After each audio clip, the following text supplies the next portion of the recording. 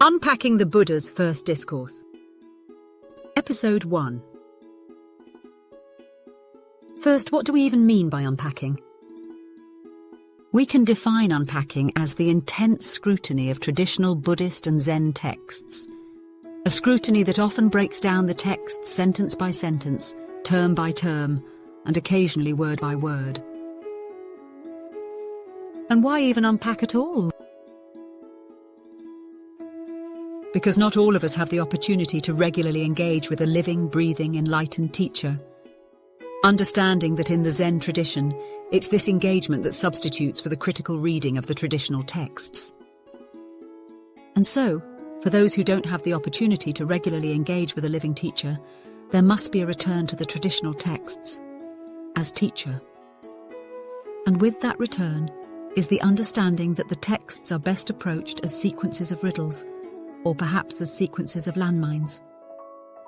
And these riddles must be reconciled, these landmines cleared, if we are to truly make progress. Let's begin. Consider the following text excerpted from the Sutta, setting in motion the wheel of the Dhamma. At one time, the Buddha was staying near Varanasi, in the deer park at Isipatana. There, the Buddha addressed the group of 5 mendicants. Mendicants, these two extremes should not be cultivated by one who has gone forth.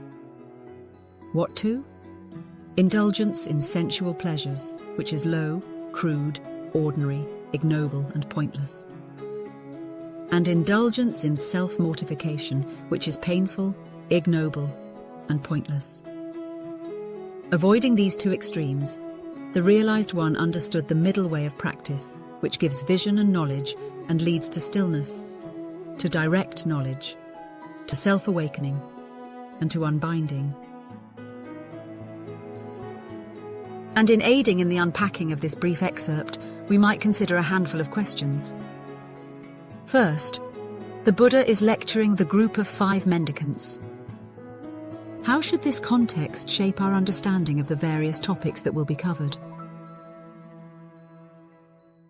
Next, what does the phrase, "one who has gone forth," suggest about the intended audience of this teaching?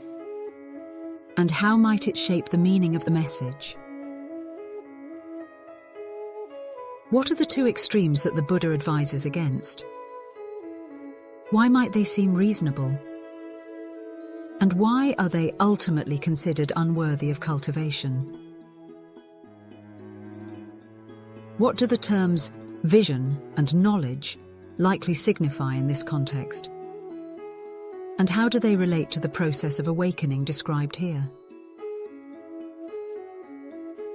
And finally, the Buddha states that the middle way leads to stillness, to direct knowledge, to self-awakening, and to unbinding.